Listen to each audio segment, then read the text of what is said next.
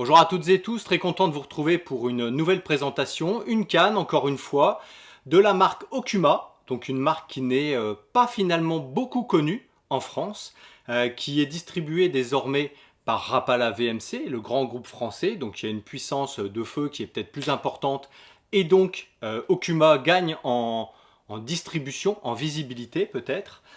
Cette canne, c'est dans la gamme Guide Select. C'est une grande gamme qui comprend tout un tas de cannes différentes avec des puissances et des longueurs différentes, avec des technicités spécifiques. Par exemple, il y a une canne pour le drop shot, une canne pour le big bait, qu'on va retrouver aussi bien certaines en casting et en spinning. Donc on a vraiment quelque chose d'assez étoffé et c'est plutôt renommé, notamment aux États-Unis également.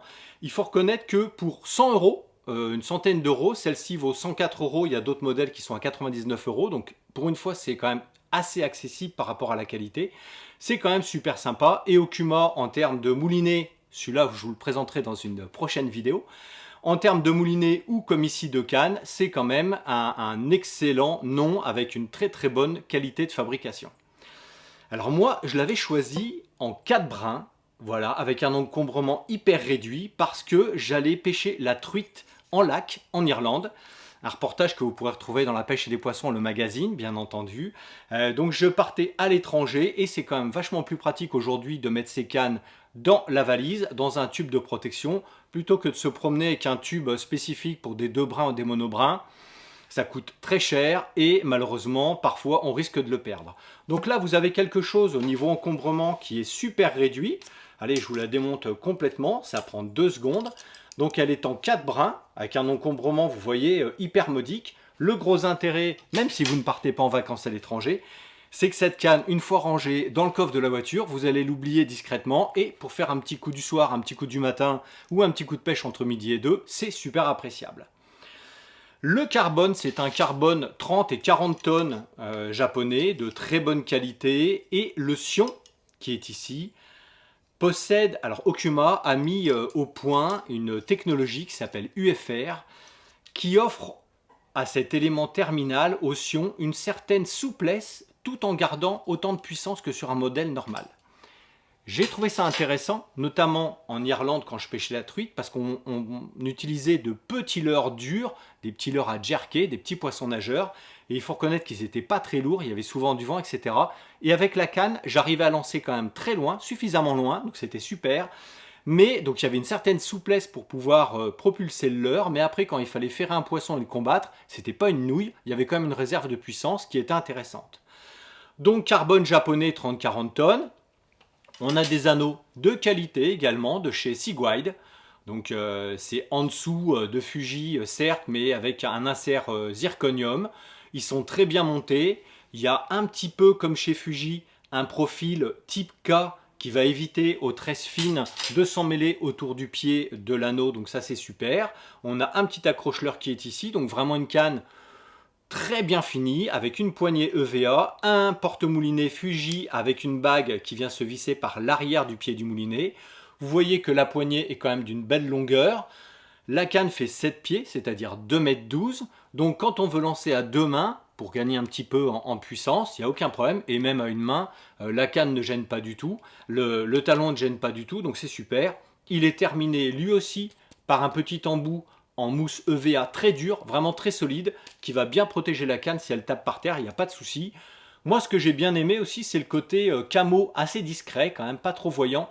Un mélange de noir et de gris sur la poignée de la canne, qui offre une bonne prise en main.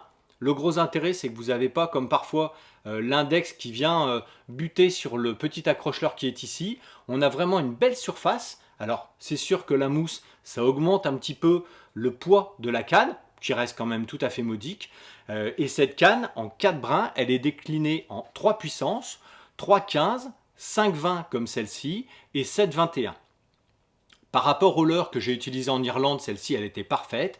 Et puis après, en France, vous allez pouvoir le voir dans quelques instants, je l'ai utilisé beaucoup sur des perches, c'est génial. On peut lancer des poppers, on peut lancer des petits stick baits, cuillères, bien sûr, sans aucun problème, spintail, etc.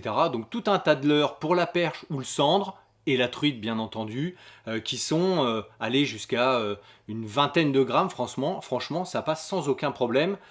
Encore une fois, certainement dû à cette technologie UFR qui permet d'avoir une bonne souplesse du sion, mais quand même de conserver cette fameuse puissance. Voilà. J'étais très content de vous présenter cette canne Guide Select d'Okuma. Et puis, on va tout de suite à la pêche.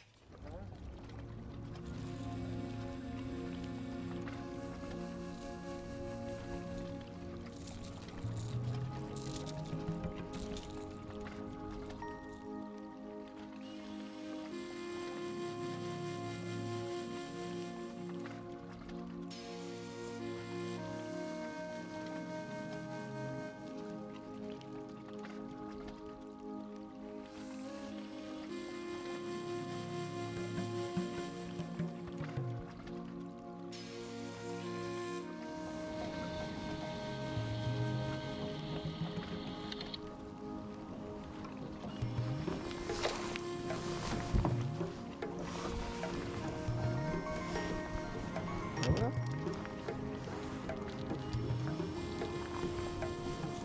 C'est les poissons.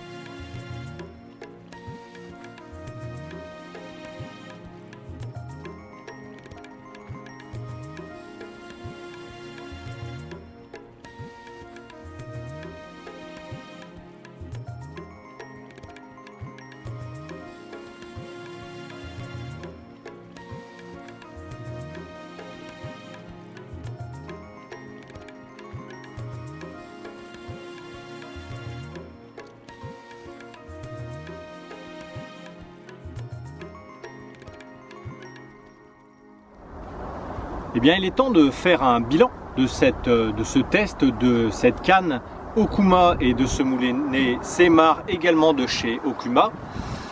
Donc le gros intérêt de la canne, vous l'avez vu, c'est qu'elle est en 4 brins, donc un encombrement hyper réduit, ce qui permet de la laisser constamment dans le coffre de la voiture très discrètement. Et bien entendu, quand on part en voyage, ça permet de la mettre dans un tube qui est très court et donc de pouvoir l'emmener facilement. J'aime bien son action. On la sous-estime un peu au départ parce qu'elle est un petit peu progressive, elle est considérée comme fast. Donc c'est encore une fois de 5 à 20 grammes light, elle, et donc en action fast. Alors fast, c'est pas extra fast, et encore une fois, étant donné que le blanc est assez fin, on a une certaine progressivité dans l'action qui est vraiment géniale. Moi j'ai beaucoup pêché la perche avec, et quand on pêche la perche, il vaut mieux avoir des cannes un petit peu souples pour éviter de déchirer la bouche du poisson. Donc là c'est parfait.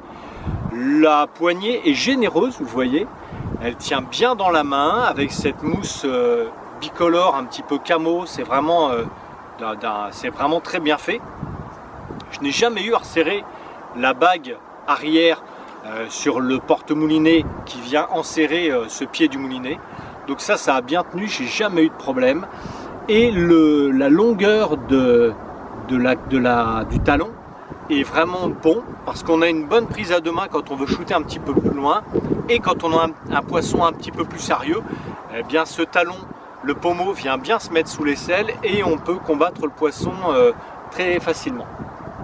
La mousse EVA n'a pas bougé. J'ai quand même essayé d'être soigneux, mais elle n'a pas du tout bougé pendant tout le test, donc ça c'est très bien.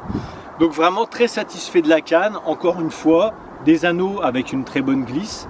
Je n'ai jamais eu d'emmêlement de la tresse pourtant fine autour du pied des anneaux, donc ça c'est très bien. J'ai jamais eu de problème dessus, même face au vent, etc. Tout s'est très bien passé. Petit accroche-leurre qui permet de positionner le leurre ailleurs que vers les anneaux, c'est toujours embêtant, donc voilà, moi je préfère.